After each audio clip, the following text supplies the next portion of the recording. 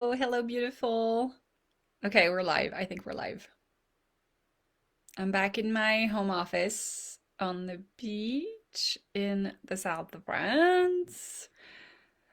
All right, I had a couple things I wanted to say and kind of hang out with ladies, gentlemen about. This is kind of awkward. I don't know why I feel awkward. I'm not on Zoom today, which feels a little awkward. All right. Okay, loves. So I don't know if anyone can join us, but we are starting the planner party. And it's something that really has been a dream in my heart to facilitate for magical, intuitive sisters who kind of feel a little bit alone and a little bit isolated working from home. We're trying to start your own business.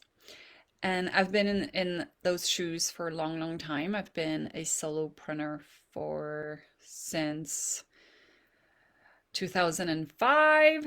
So it's been quite a long time. And I've really found ways to stay connected and stay motivated and stay uplifted and believe in things beyond the visible form. So, what that means is the power of believing in something before you're able to see that it's even possible. The power of being able to lead with your heart before you're even able to see any kind of results.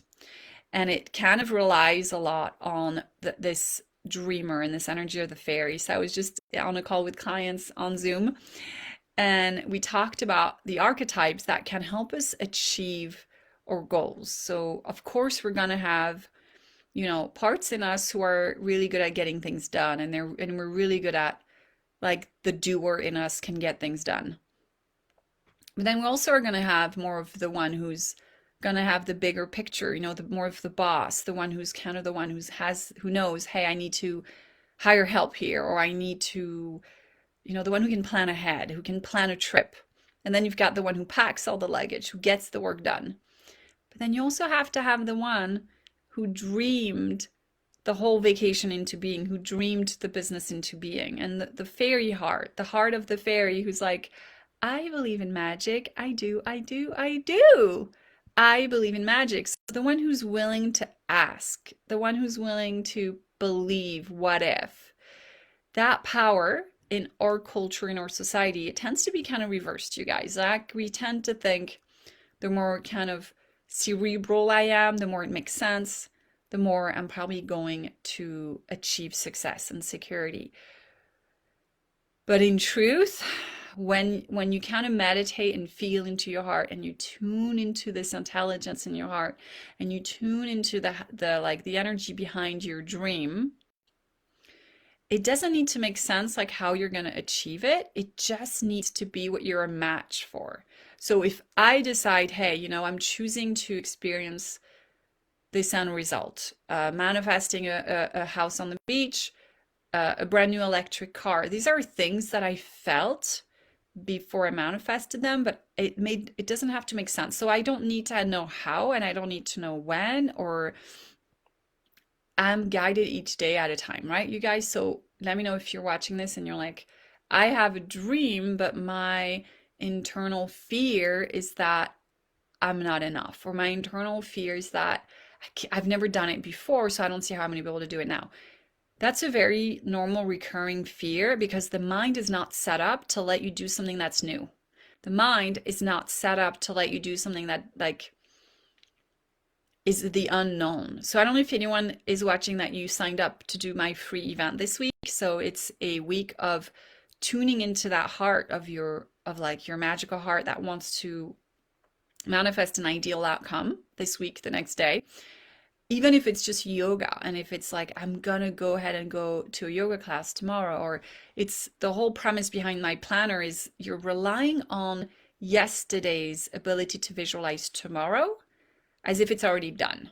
And it helps you push this really magnetic, magical, creative energy into your tomorrow. So athletes will do that, right? Athletes will watch, which will visualize themselves achieve the race and finish the race, or complete some kind of challenge before they do it. So then they get to do it because it was made familiar in their mind. And what we don't use enough as as entrepreneurs is we don't teach our mind that this habit is safe to do. So I was ping-ponging with Sarita earlier today. Sorry, I'm like kind of holding my computer to do this to have the best light. And I told her she was afraid that, okay, the more familiar it becomes, the more fun it can be. Okay. So as soon as you make something really familiar because you keep doing it and you keep doing it, and at first it's going to be kind of sucky. It's going to feel like, I don't want to do this. I don't want to write the email. I don't want to launch. I don't want to have a product suite. I don't want to be responsible for having this level of success because what if? So I don't want 5 figures a month, right? Because it doesn't feel familiar.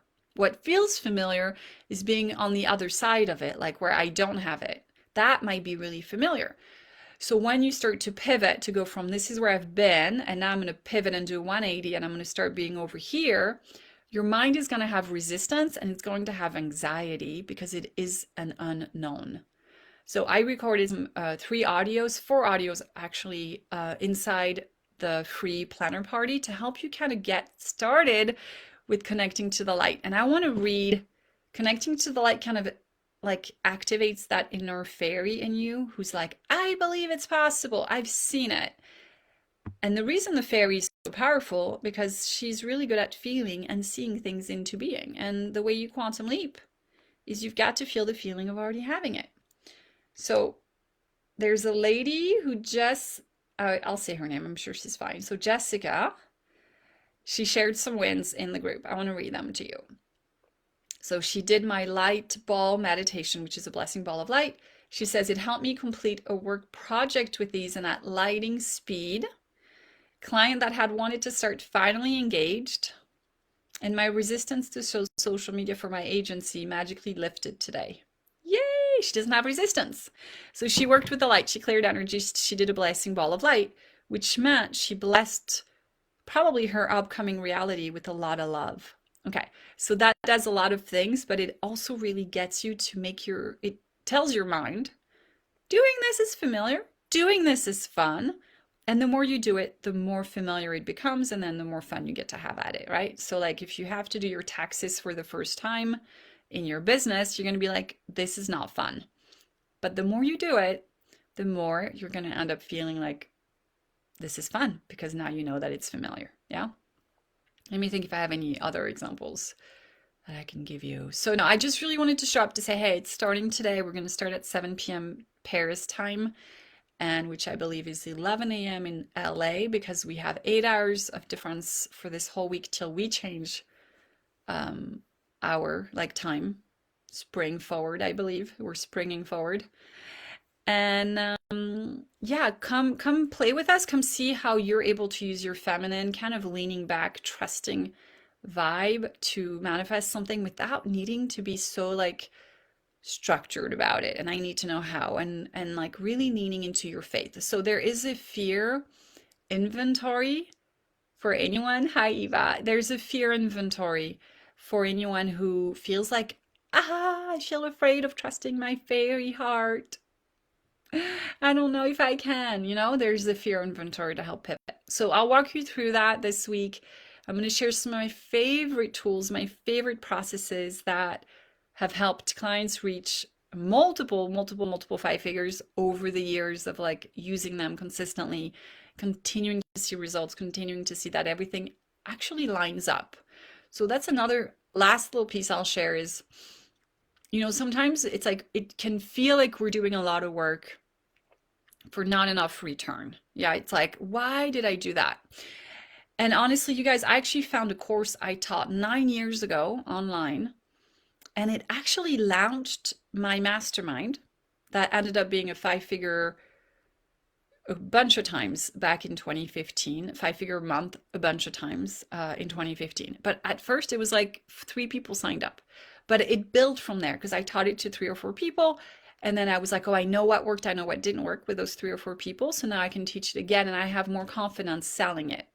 And then Awakening Heart was my mastermind, which, it all leads to something significant and life, like over the course of my life, it's all very significant work. So if you're ever doubting, you're like, should I do more group calls? Should I teach a course? Should I launch a course? I really want to encourage you because you know enough now for the people who need you now. So the version of me back in 2014, whenever that was, that I launched that first course, I think it was 2012 actually, because my son was one. It was like a law of attraction for twin flame love. And it was with angels and it was really fun. And it was a really beautiful course. And I still have some of the workbooks from that course that I think were really, really useful moving forward for me. So what I want to say is like, it may feel like you're doing a lot of work for very little, but if you believe and you trust the vision, you trust your fairy heart, you trust that vision in your heart of like, this gets to be significant long term. This gets to add to my, to all of my posts over a lifetime. Eventually, you might be like, this is amazing. Like the version of you in 10 years who's going to read your posts. Facebook just brought up a memory that I had from 9 years ago when I was working on another course.